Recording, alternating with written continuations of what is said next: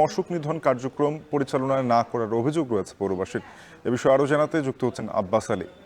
আব্বাস, জানাবেন মশার উপদ্রব কমাতে পৌরসভার কার্যক্রম না থাকার কারণ কি বলছেন তারা?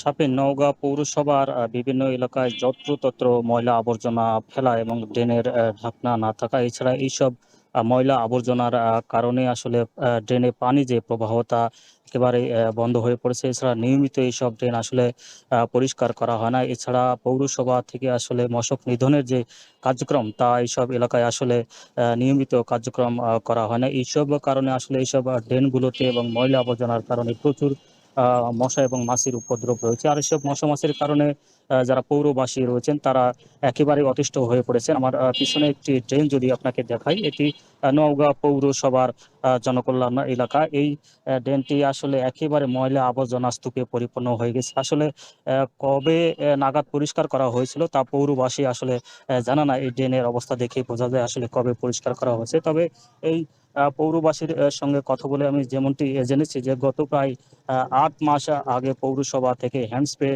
দিয়ে আসলে মশক নিধনের যেই কার্যক্রম তা পরিচালনা করা হয়েছিল, তারপর আসলে কোনো কার্যক্রম চোখে পড়েনি। প্রতিদিন সন্ধ্যার আগে আসলে বাসাবাড়ির দরজা জানালা বন্ধ করে দিতে হচ্ছে। এরপর মশক যে কয়েল রয়েছে মশা জ্বালাতে হচ্ছে, মশারি টাঙাতে হচ্ছে। তারপরও আসলে মশা থেকে রক্ষা পাওয়া যাচ্ছে না। বিশেষ করে যারা শিক্ষার্থী রয়েছে তাদের পড়াশোনা ব্যাহত হচ্ছে। এই মশার কারণে শিক্ষা প্রতিষ্ঠান, বাসা বাড়ি, অফিস আদালত সহ মানে খুবই নাজুক অবস্থা বলা যায়। আর মশা যেখানে শরীরের কামড় দিচ্ছে সেখানে আসলে জ্বালা পোড়া সহ ফুলে উঠছে বলে এই পৌরবাসী জানিয়েছেন। আর তারা আরও জানিয়েছেন যে প্রতিদিন এই মশা নিধনে প্রায় 5 থেকে 7 টাকা পর্যন্ত ব্যয় করতে হচ্ছে। তবে মশক নিধনের যে কার্যক্রম পৌরসভা থেকে 23-24 অর্থবছরে 7 লক্ষ বরাদ্দ ছিল, কিছু অংশ টাকা রয়েছে। এছাড়া যে ফগার মেশিন 3টির পরিবর্তে এখন 1টি চালু রয়েছে এবং 5টি হ্যান্ড স্প্রে পরিবর্তে 2টি চালু হচ্ছে, যার কারণে আসলে মশক নিধন কার্যক্রম হচ্ছে না। তো এই ছিল মশক নিধন কার্যক্রম নিয়ে আমার কাছে সব শেষ।